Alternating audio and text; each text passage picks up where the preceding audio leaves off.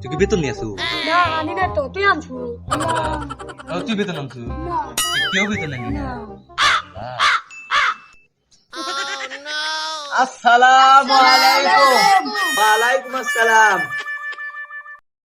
কে রে তোকে সবাক দেখতেই তার রবিউল তো। আর আজকে বেতন দেওয়ার দিন না, এদের নাগাও আসে নাই মনে হয়। আর আসতে পারি।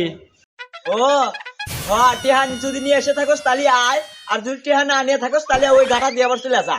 স্যার নিয়ে আসি একবারে 500 500 1000।